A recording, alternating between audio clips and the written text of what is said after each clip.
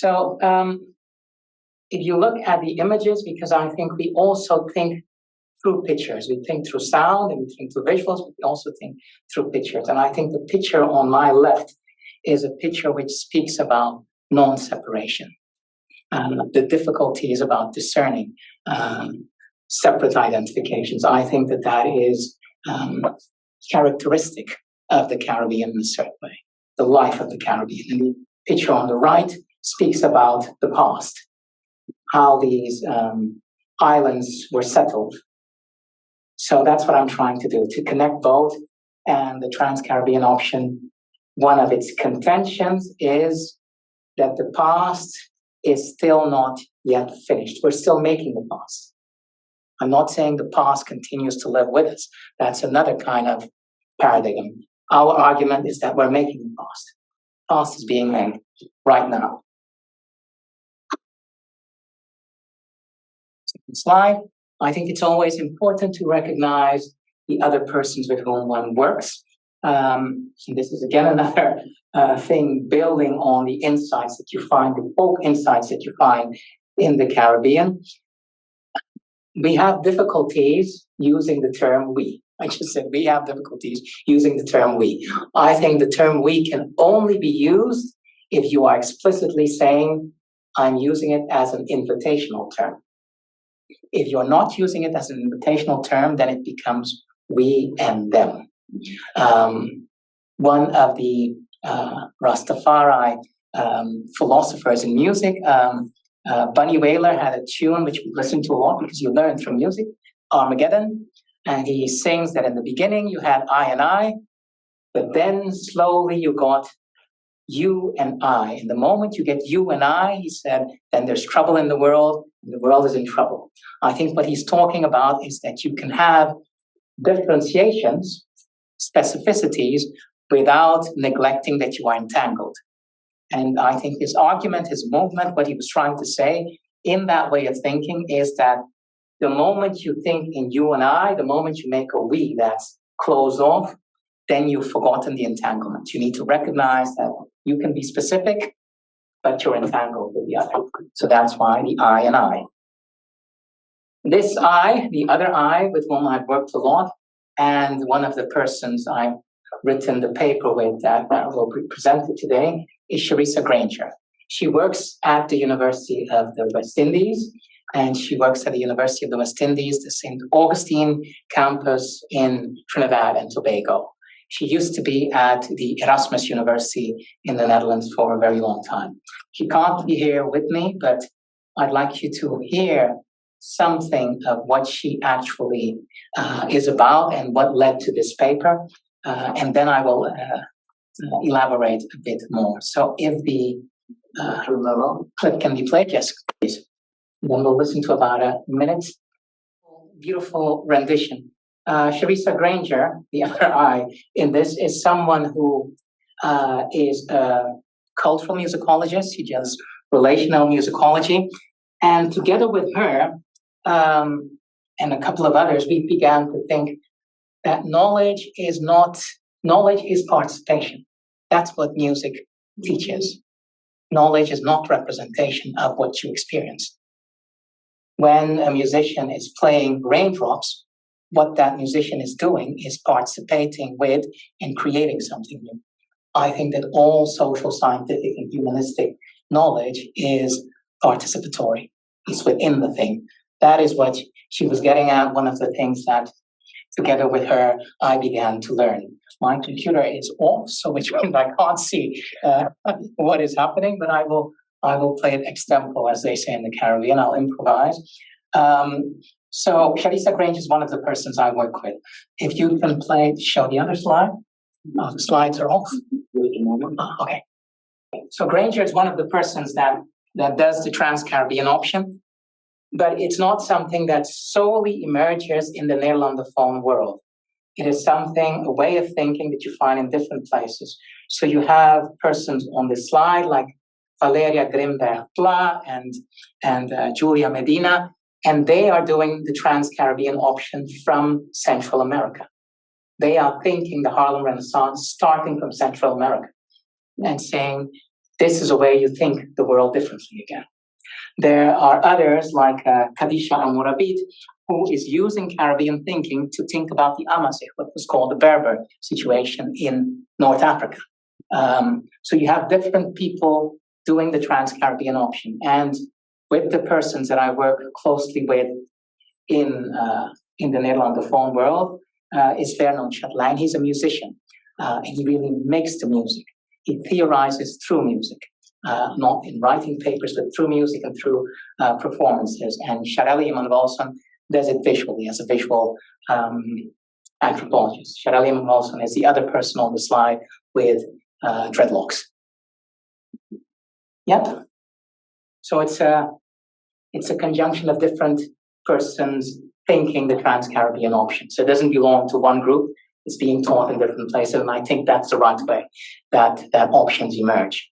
So you can't tie it to a particular person, but you tie it to the topics and the thematics in which people think further. Next slide. Is this? There we go. There we go. There we go. There we go. No, I think there's one more. There we go. Yeah. So locating myself and locating the Kingdom of the Netherlands, or what we call the Nederlandophone world. The Kingdom of the Netherlands consists of 4 constituent countries. So that would be the Netherlands, Aruba, Curacao, and Saint Martin in the Caribbean. And then you have Dutch municipalities in the Caribbean.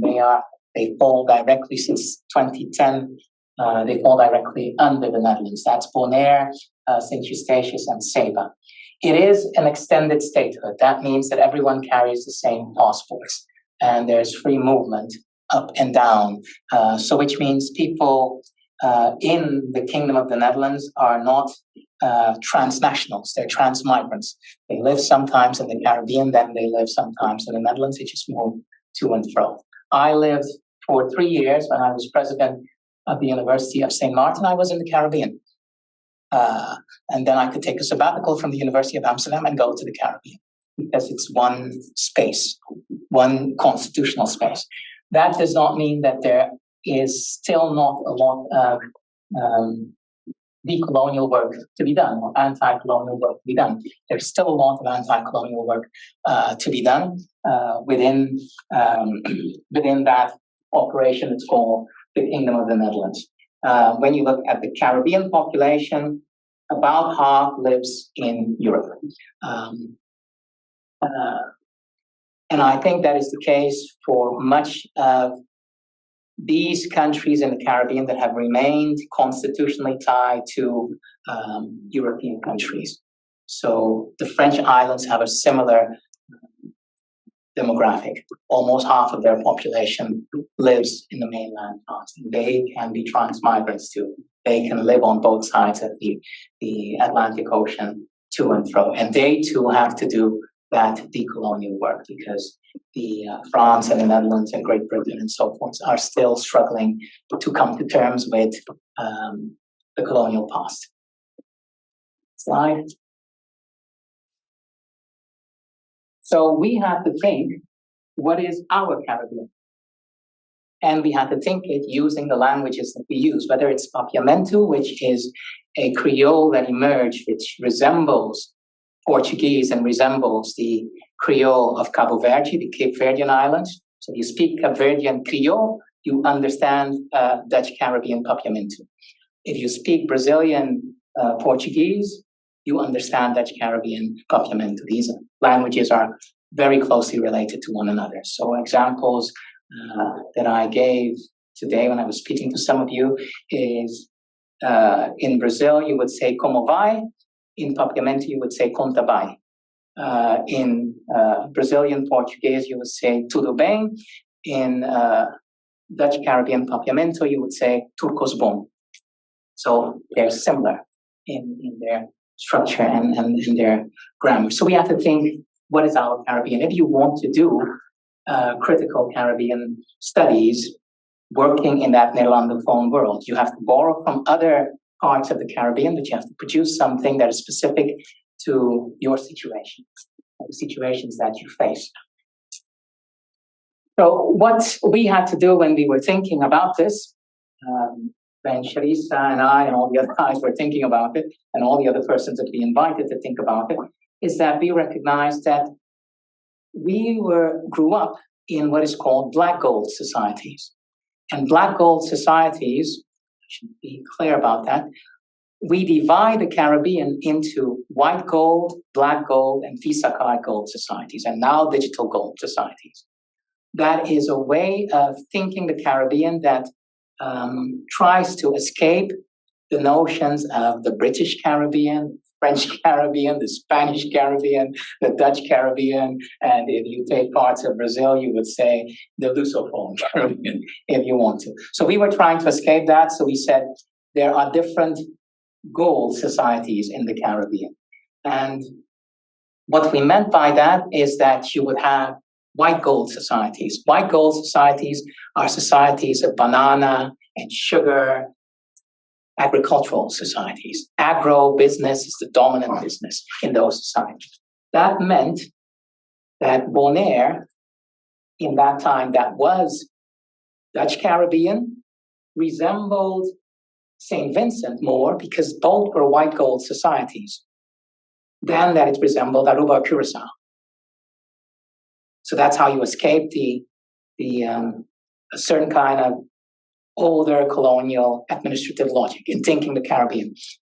We grew up in black gold societies, and that meant that the islands where much of myself and Sharissa grew up, they resembled Trinidad more than they resembled St. Martin or St. Eustatius, that were Dutch Caribbean islands.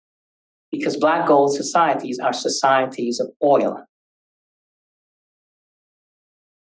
So St. Croix, US Virgin Islands, Aruba with Exxon Oil, Curacao with Shell, and parts of Venezuela as part of the Caribbean, and Trinidad, they had similarities. The similarities of black gold societies is that they develop early forms of what used to be called modernization. They become extremely industrial. Many people come in. So if you take Curacao in 1923, you had 35,000 people living there. In 1961, you have 130,000 people living there. That's an exponential growth. In the 1940s, and these refineries started up already in the 1920s, Curacao a bit earlier. In the 1940s, if you have 12,000 people working in the oil refinery, only 1,800 are people from Curacao. So which means you have almost 11,000 people, workers from the other parts of the Caribbean and Latin America there. Aruba was similar. Aruba had 8,000 persons in the 1928. 1950, it has 80,000. That too is growth from elsewhere. Black gold societies also function in a way in which when these persons come in, they develop their own enclaves. That you see in all these black gold societies. So we needed to recognize that's where we're thinking from. We're not thinking from plantations, we're thinking from industry. That's our starting point. Because that's what we are experiencing. Later on, some will think that we invited in, again, we as an invitational term, think from out of his hospitality-based societies, Visa card gold. Barbados and St. Martin, they're Visa card gold societies. They also have a lot of people coming in. So we have to think from there, and then we recognize many of the people that were luminaries, when you scratched a bit, they had a background from elsewhere. So 3 of the persons I've put there, Glenn Helberg, Surinamese linkage. Cynthia Ortega Martin, a very famous parliamentarian in the Netherlands, a Bonairean linkage. Jaap Zwart from Terschelling. So which means we recognize that we needed to always think openness. We couldn't think nationality as closed in that sense because people don't necessarily are coming in. We are the descendants of people that came in. Next slide. These are some of the, let me just put all of them up because I can't really see. I hope all are up. So the two persons there, you might know them. One of them is Maurice Bishop. The other is Sir John Compton. Both of them are Dutch Caribbean persons. In many of the thinking, they are not taught as Dutch Caribbean thinkers. We use them as Dutch Caribbean thinkers because they also experienced the Dutch Caribbean. They were born there, either Curaçao or Aruba, Maurice Bishop. And certain things they learned there. They learned the work of trade unionisms. They experienced when socialism was entering the Caribbean through these islands. There was an old Marxist idea that the revolution will happen in those places that have the most advanced forms of industry. That was the idea. They're in those places in the Caribbean that have the most advanced forms of industry. They're learning Marxism there. That was their ground to learn, which later on then influenced many other parts of the Caribbean. The quote is of Maurice Bishop. You see that on these islands, because these were islands where people were coming in, there were all kinds of terms happening. They had to struggle against pigmentocracy. I think nowadays it's called colorism and so forth. All of this was part of that dynamic that took place on these islands. And in the end, you got a kind of middle classness, black middle classness, I would say, happening. And that's what these figures were. So we think our Caribbean, then we have to say the Caribbean can be taught as a historical reality, yes, and a historical reality marked by violence. You can think the Caribbean in terms of demographics, and then you can say all the demographic groups that are there. But for us, the Caribbean was actually a space to interrogate existing knowledge practices. That's what it was for us. That's what the term for us means. That place to interrogate, that place that recognizes that there are mistakes. That means that I'm not willing to give up the term West Indian, but I use West Indian as a term that says a mistake happened, and I must take that mistake seriously. And that mistake helps me to think and not accept certain common senses as people take them. And I still continue to call myself a West Indian. I still consider myself an Antillean and a Caribbean person. But that's what the Caribbean signals for me and for others who do the trans-Caribbean thinking. So if you cannot stand, these are the places we live. If you can't stand autochthony in the places that you're living, and autochthony simply means those people that came out of the ground. Nativism, I think you call it in America. If you can't stand it because you recognize you need to struggle against exclusionary forms of belonging, if you can't stand it here, where many people live, then you shouldn't do it there. That's why thinking the Caribbean in these demographics for us is problematic, because then you're playing the autochthon game. Who came first? Who belongs more? And so forth, which is a problematic way of thinking. If you recognize that on Black gold societies, they only became Black gold because people came in. Visa card gold societies only became that because people came in. And even the white gold societies, people came in forced. That's the reality of these places. You can't play the autochthony game. Now, we got some inspiration. There are many pictures I could put there. I put a few because the title is Humaning Out Loud. And we began to interrogate the term of the human through Sylvia Wynter, who I consider a brilliant scholar. And she was speaking, teaching, engaging, exchanging with Catherine McKittrick on this notion of the human. And she was using the work of Frans Fanon to say,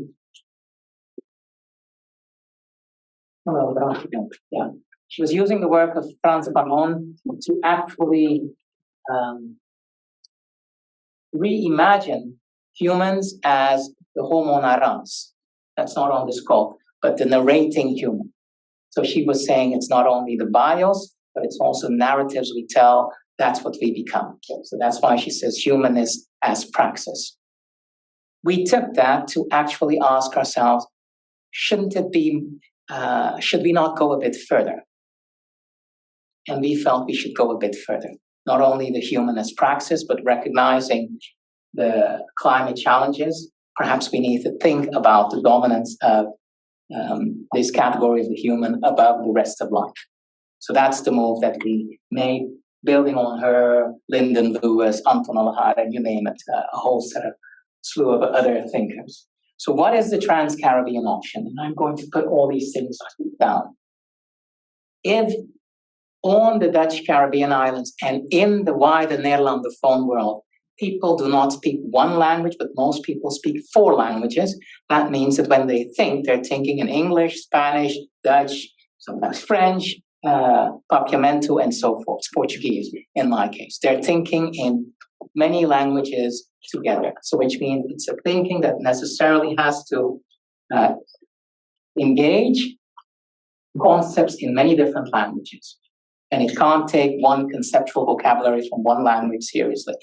Whenever I experience one concept in one language, I look for concepts in another language to tease them out, to trouble them, to say, okay, what is happening? What's being missed? What is not part of the concept? What is the concept trying to colonize?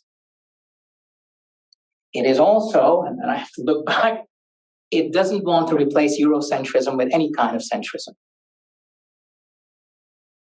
It's saying we have to get rid of that. It's moving from the human or different kinds of humanisms to humaning. Humaning as a verb. What we do is we human. Other phenomena do other things. And these things co-appear with one another. That's the idea. So we're co-appearing with the rest of life. But we are not above life. Our supposed naming practices are only ways in which we cope with the rest of life. That's where Charissa Granger comes back in. That knowledge is participation. Knowledge is not knowing it, mastering it, but it's participating with the rest of what exists. And again, the erasure of the boundaries. In the 1800s, a set of boundaries were erected that we take for granted, the boundary between the humanities, social sciences, and sciences, you would call it, earth sciences. We have to trouble that.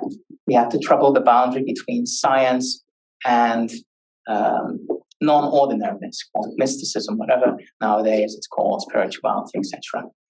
The boundary between science and art. These boundaries that emerge at a certain time in our history, we now need to ask ourselves that we don't have to put them under erasure to actually know and learn. And this is nothing actually very new. People like Adorno and others, Sylvia Wynter, they were doing this thinking for a very long time. This is a long quote that I'm not going to read out, but it just kind of explains what the Trans-Caribbean option is. And again, going back to the notion of the past is being made. So we can't name people from the past. What we recognize is that there are apparitions because the work of justice is not over. And there are some people, some more positivist historians, that name persons who lived in the past and say the past is over. There are some who say, we are the past. We are the indigenous. We are the slaves. Afro-pessimism and so forth. That's a different kind of work. That's not the work that we're doing.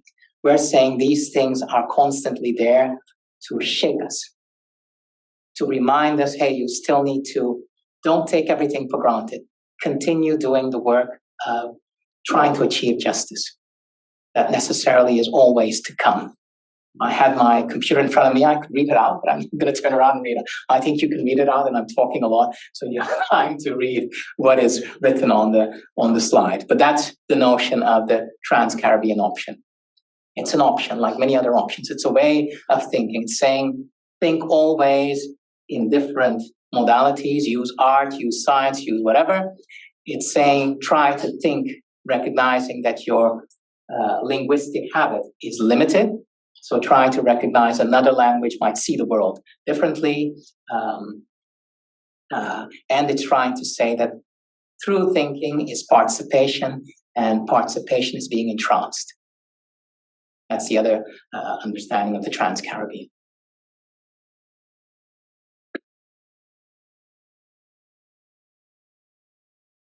In the slide, or in the title, I had the notion of an ontology of disorder.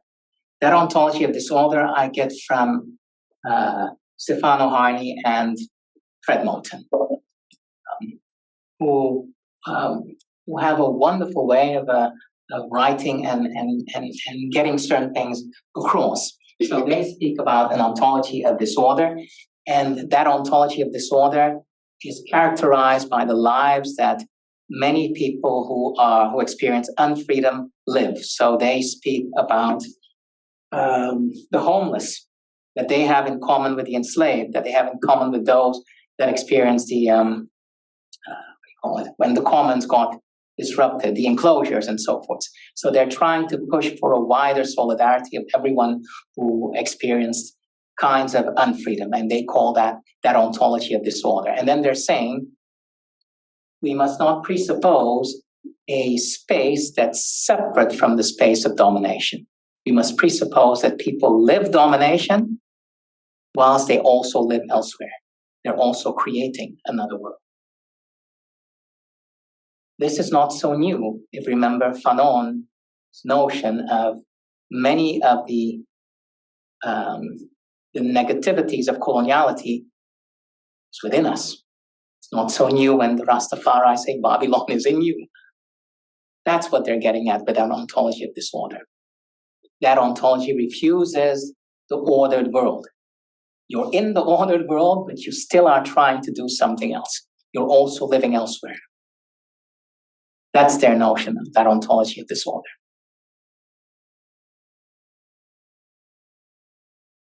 And you can, of course, say, this is all wonderful, because I know some people read Moten and Harney, and they say, of course, wonderful, but that's not the reality. We think it is. We think that if you, this is again of the paper, and the paper can be circulated to the persons of this class. We actually, and it will be out this year in an edited volume in the Netherlands. We think it is because you need to recognize that next to what people say to you, they are necessarily sounding out. And that's where sounding happens. The way they live their lives, the way they prepare their meals, the way they dance, the way they move, the way they laugh, all of that reminds you of that ontology of disorder, reminds you that they might be living here in dominance, but they're also living elsewhere. The way some people who clean these things, you might think they've accepted it, and then you ask them something and they say in the Caribbean, that means nothing. It doesn't mean, yes, I agree with you. That is the sounding out. That is telling you I'm not only here, I'm here and elsewhere too. That, in anthropology, we say the way someone explains their life is never the way they live their lives. The way they live their lives is always a critical supplement to the way they explain it to you. So an interview does not tell you what is going on. That's your dominance of taking the linguistic too seriously. The linguistic also contains sound. And the way they live it is not necessarily the way they're thinking either. So they are split.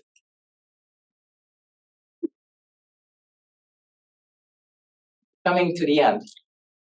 So there are points of entry when we try to do this and make it more parts of the work being done. Trying to understand the Netherlands, you can understand the Netherlands through the Netherlands or Europe or wherever, through the formal political. And the moment you try to understand something through the formal political, you enter into what Du Bois, you call him Du Bois, what Du Bois called, how does it feel to be a problem? because you treat things as problems when you move to the formal political. Then when you try to understand Europe, you will say, or people who live in Europe that are newcomers, you will say, I start with Islamophobia. I start with racism. So you start with seeing them as a problem. That's the formal political. Another way of doing the intervention is to start with the sounding out, to start with the cultural, which is politics on a different frequency. That's where we start. I'll give you some examples, and there's two clips and sounds I'd like to show of the Netherlands, and I hope you can see it as well. Can they see it? We'll adjust to it. We'll adjust, okay. Give us a few minutes so you can see it. What these clips show is that if you start with the sounding out, then you're recognizing something else, because then you're starting with how people are working in a situation of unfreedom to create something else. What new things are they creating? In this clip, you see that Cape Verde, because Guadeloupe, there's a group of youngsters whose parents came from the Cape Verdean Islands, with a person from the Dominican Republic, trying to someone from Curacao. Together, they're building something. That's their Netherlands. It's a Netherlands that connects, even though there is no direct colonial history between the Netherlands and the Cape Verdean Islands, they are making that connection. When there was the apologies for slavery, that was important, and Rotterdam did the apologies, books had to be written. One of the books that dealt with slavery had to deal with transatlantic slavery, but had to connect also with the Cape Verdean one. That's creating another understanding of what's going on. It's talking about the entanglement. But it can only happen because you recognize that that is already happening on the ground. Similar to the second one that uses a kind of reggaeton to actually say, this is the Netherlands now. Usually in these programs, what you would see is the folklore. Tell us about the old hero. And then what they're doing is they're mixing it and saying the hero is this new urban culture. They are creating, and that sounding out allows forms of solidarity to emerge. Because sound is different than sight. Sound is something that you can't, sound touches you. It's forbidden touch. And that's what sounding out has in it. I think that is what Moten and Harney were getting at when they speak about the ontologies of disorder that encompass the enslaved, the indentured, those that experience the enclosure, the homeless, and so forth. Because they all have to sound out. And when they sound out, they might be able to create forms of commonality. I think we should stop. I was going to talk about the climate change thing, but maybe in the Q&A we can talk about it, because otherwise it's 5 more minutes. And I'm sorry, I wanted to have a conversation with you. So thank you for this talk. It's really rich and gave me so much to think about. So I was really interested in the concept of autochthony. Am I saying? Autochthony, yeah. Autochthony. Yeah. And I'm just wanting, because I really think the new nomenclature that you're giving us is particularly useful for thinking about belonging and community and togetherness and even kind of self-fashioning and identity in new ways. I'm just thinking about the way in which that particular term complicates or makes possible kind of different movements or strategies for thinking about settler colonialism or thinking about kind of land reclamation or thinking about like if you're moving away from thinking about like who is here first, how then do you have those kinds of conversations about kind of access and claim to land and things like that. And so I was, and I don't know, maybe I'm not like understanding that term right, but I was just wanting to you maybe to speak to that in relationship to kind of concepts like settler colonialism and good one. I think that a conceptual universe emerges to engage in a certain problematic or a matter of concern. And I think that in scholarship that emerged in spaces that were settler colonies, these terms emerge, and one would have to ask oneself, and that's the question that we've been asking in what I was going to present in the other research program that I run as a program chair called Islanders at the Helm, to think whether a term like indigeneity is too close to autochthony, to actually do the critical work of trying to achieve certain kinds of justice. Do you need that term to achieve the justice? Or don't you need it? Or maybe these terms lead you to fall asleep because you're not thinking anymore. You're not trying to construct something else. So if one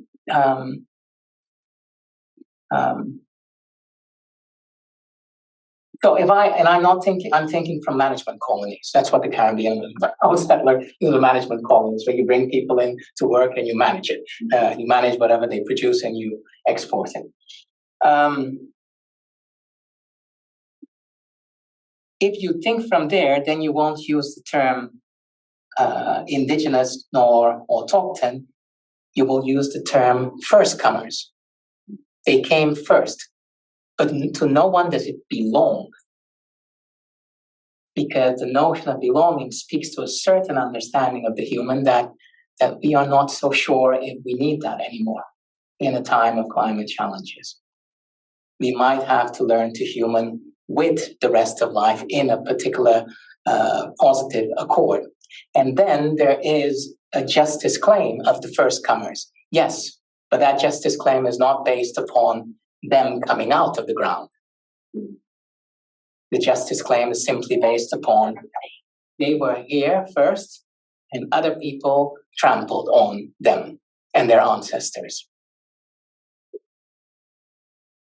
And I might be, as they say in Dutch, in the cat, I might be cursing in the church because I know that certain things emerge in these conceptual universes to tackle certain things. But you're asking me, someone who doesn't think about the problematic of settler colonialism and its afterlife, I don't necessarily see the usefulness of the term of indigeneity because it's too close to autochthony. And if I historicize it, I see it emerging with the UN. And I'm a bit critical of the UN as well, that pushing these types of things. So I think as scholars, we need to take distance from certain things to try to think again and produce concepts. Yeah. And I know there's an indigenous thing coming up soon, but yeah, you asked me, so I said it. I'm going to ask a very quick question because you have all of this is kind of like new, and I think that is, after hearing you for 2 hours, I'm still grappling with things you're saying.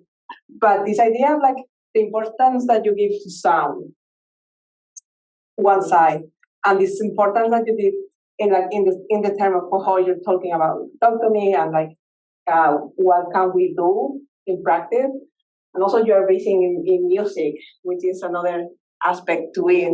How can you relate all of this with land and territory? Because even if the Netherlands, everyone has the same passport, the thing with territory is, I think this is the one of the most like bias that I have found that I figure out that is everywhere. We believe that territory belongs us, but actually not. We belong to territory. Like, this 60 years in Ithaca doesn't make Ithaca mine. It means me in Ithaca. And I think that like that question of like first commerce is not so much about a question of like hierarchies, but a question of who is the territory is like have more property over what population. Yeah, first comers and newcomers and old comers and all. That's not a question of those terms do not denote property. They just say, and I mean that's just a social fact. Some people's ancestors came here first. That's the truth. Does that mean that a person who is alive today came here first? No. It means that their ancestors came here first. But right now they're here in the same time as I am here, and at that time we need to do certain work to rectify the past. That's why for us the past is not settled. The past is still being made, and the way we rectify it will then produce another understanding of that past. That makes sense to you, but Yeah. Yeah. And I'm having a hard time to connect the idea of like sound with this idea of territory. Mhm. And I'm aware that this is a question of my dissertation, and it's easy and hard to answer. Yeah, but in giving your work that is so based on sounding out, I wanna see. We did not. So that gives me a chance to speak about the program I run, which is called Islanders at the Helm, with Pauline Hoffman and Antonio Carmona Baez, who's at the University of St. Martin. Pauline is at Leiden University. Charissa is part of it. Charelli is part of it. We called it Islanders at the Helm to try to trouble terracentrism, terracentric thinking, which is the territorial thinking. To say these islands can be thought of in navigational terms. Because if you say islanders at the helm, you're thinking the island almost like a ship that's meeting and butting against other types of things. So perhaps land to me is not territory. Land can be taught in many different kinds of ways, and that's why we think it in navigational terms by saying people came here, now they are navigating this island. How do you navigate in the challenges that you face? Which that's why we don't call it climate change, but we call it climate challenges. They are experiencing challenges and they're responding to the challenges. And you study how they're responding. And not only them, because there's a wonderful, I have this honest, there's a wonderful poster which was Goats' Lives Matter. And what were they doing on this island? Saba, the government in The Hague was shooting too many goats. The goats are also responding. So some of the goat owners created a picture when the king was coming to say goats' lives matter too. This is not only about human. These goats were here before you. That's also on the poster. They were here before you, so you will respect them. That's islanders responding to things. Yes, there's a challenge of climate, so then you think you should shoot down a set of goats. But why? There you have to think again. And it's a particular kind of laziness in which people don't think. And I think scholarship is about producing those concepts to force people to think. So when I saw that, I thought, this is interesting. I must speak to these goat owners to understand what they're saying. And then I understood they're making sense. They know their goats. These goats have been here. Why should certain lives matter more? And then this is not the same as the discussion in the US. Black Lives Matter and other people saying it is all lives. That's not that.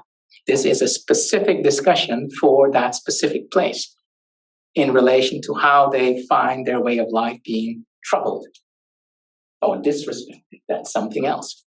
And all of that, I think, so that's why to me, these concepts of the Trans-Caribbean, as I use it, or Valeria uses it in Central America, or Lidia Strecher in Chile, they're doing something else with it because they're tackling another problematic.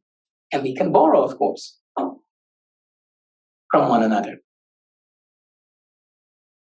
But I'm not a terracentric thinker. So it's clear that I don't engage in that too much. Yeah, I was curious about that point. How are they using the Trans-Caribbean from Central America?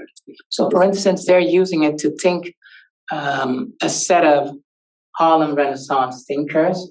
They're using it to connect, almost from San Andres, so he's not here, to connect the movement from the movement to Panama and Costa Rica and so forth, and to think it again and to say what emerged here in a kind of thinking. And how does that help us deal with certain problematics like the gender problematic, but for them also the problematic of the refugees. How do you use that to think it differently again? Because they're dealing with a different problematic and they are working to think it through that. I was surprised that Lydia Strecker in Chile is using Jamaica Kincaid to think the Chilean situation, to use the Caribbean thought to do that. So you find it all over, but it's being done differently. And then she needs to think in two languages, Spanish and English, which allows more space for her to develop other things. Yes. Thank you so much for your talk. There was this rich discussion about the orality of the experience, and you talk a bit more about how people relish in being the top, and I think that's Fred Logan's quote. Yeah. And you talk about how the practice is disorderly and not always neat. But I saw this relationship between the study of humaning and music. I wanted to know, how do you really take care in archiving, with these experiences, like we just saw a YouTube video and these playlists, how are you thinking through the material soundings?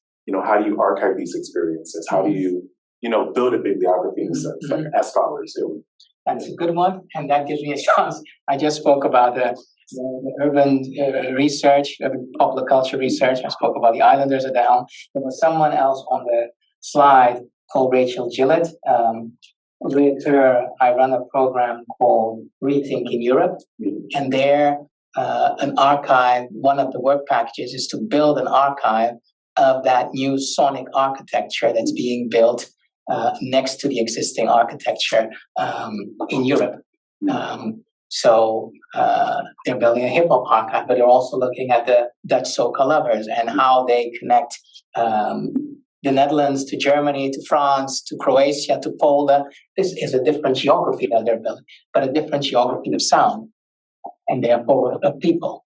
And in that Rethinking Europe project, that is what that's one of the things that's being done. The creating something that allows other people to enjoy and be relish being problems therein. Yeah. Drunk and disorderly, as Sparrow said. Yeah. Question, more practical. How can our students, if they want to work with you in any of these that would be projects, wonderful. doable? Yeah, that would be wonderful. That would be doable. You just send an email and then we connect. That may be something interesting for undergrads to go to the Netherlands. Yeah. And see some of these projects and work with. Yeah.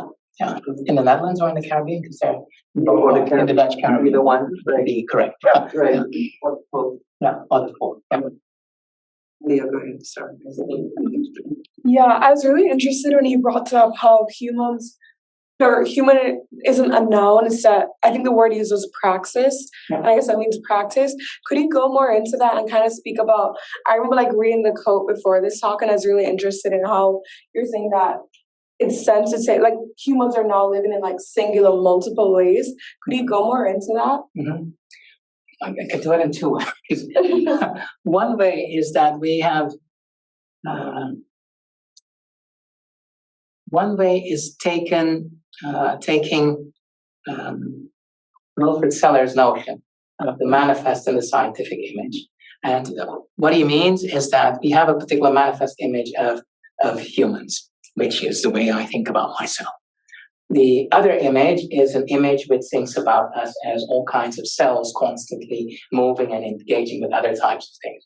Those are two different ways that you try to merge together. For us, you have different phenomena, and these different phenomena express themselves differently. It is not so that phenomena like us human because we want to human. We human because other things co-appear and express themselves in other types of ways. And that co-appearance together produces life. So we don't use in Islanders at the Helm nature and culture. We use expressions of life. And then we say there are expressions of life which are enabling. There are expressions of life which are more mineral types. There are expressions of life that are planting.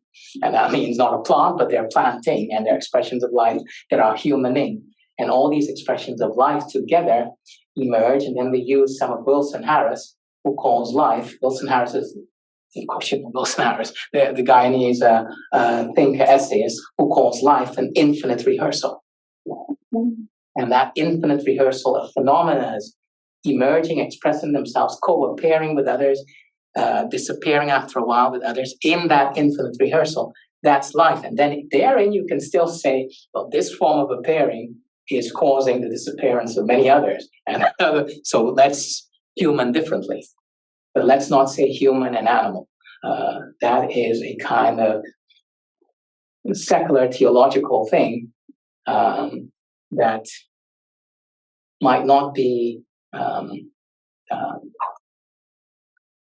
that I'm sure is not appropriate anymore, given the challenges that we face. Whatever you want to call the scene, Anthropocene, plantational scene, whatever scene you want to call it. But yeah, it's inappropriate now.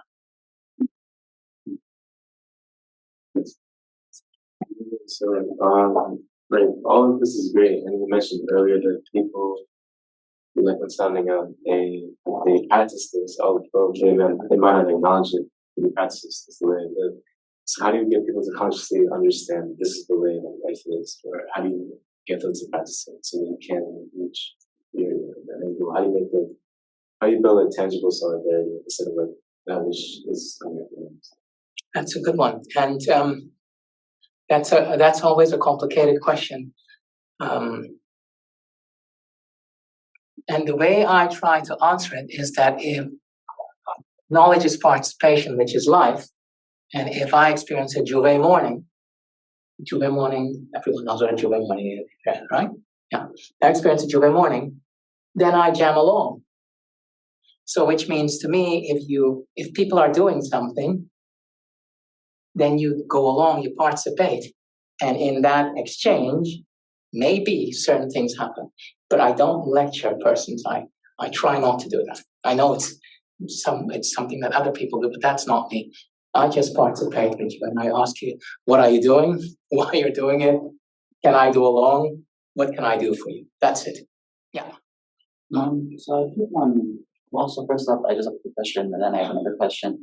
What was the name of the writer that said life is an infinite rehearsal? Because I just want to write that down. So Wilson Harris.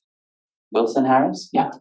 He's I don't know how many books he's published. A whole lot of books, slew of books. Yeah. You. And then my other question is, during this talk, which thank you by the way, it was this recurring theme of justice.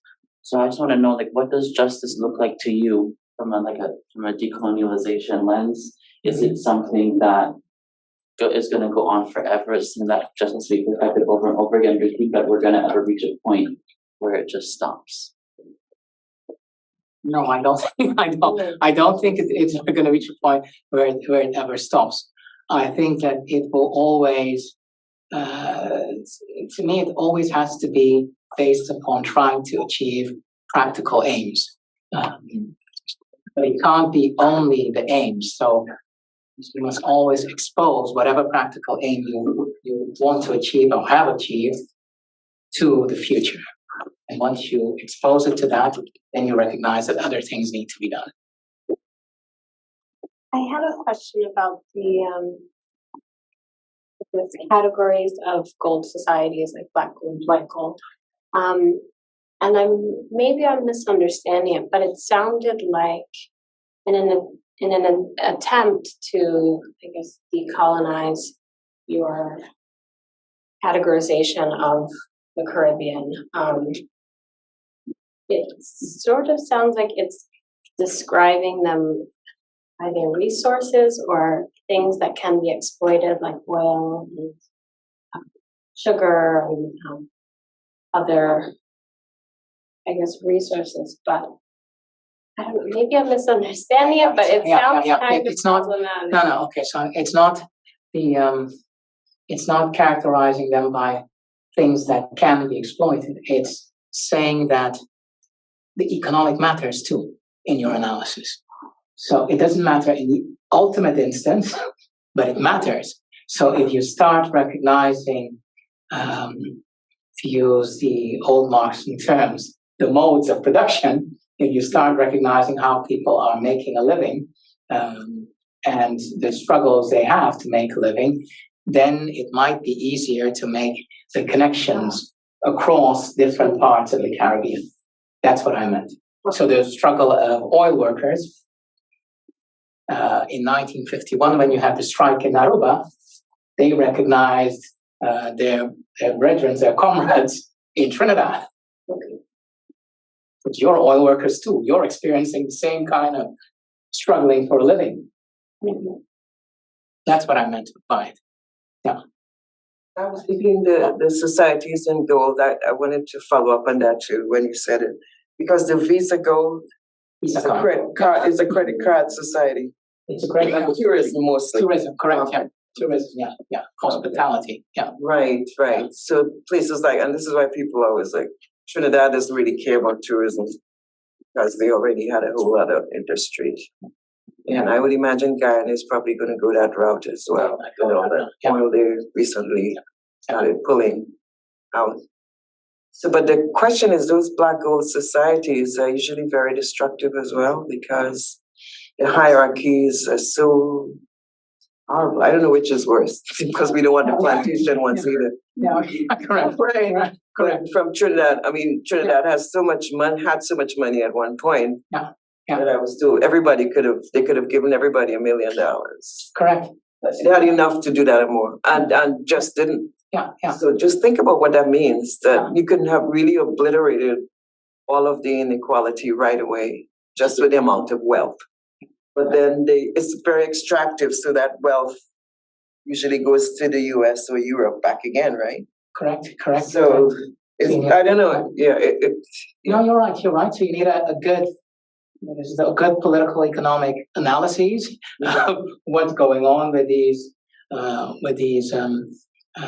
societies. In the Netherlands, when I speak about the black gold societies and the leaving of the Shell and the Lago on Aruba, I connect it to the industries going to Asia and what happened also in the US and also in parts of Europe, because they experienced the same thing at the same time. It shut down and suddenly you had a gender problematic with young men. It's the same problematic. You got the question of certain substance abuses, the same problematic. But if you can think it from those gold societies, you can see similarities. It's not the same as what happened in the US, but there's a similarity there. These things are closing down. People don't have a job anymore. They were skilled in a certain way. They don't have those skills anymore. Those skills what are they going to do? You see other kinds of, you see the Visa sector, the Visa card gold emerging, which has a different gender dynamic. You see it in domestic abuse. All those things, they help you to think what is happening and how do you, if you want to do the right analysis and think, you have to think it with these, not saying the economic is everything, but including the economic.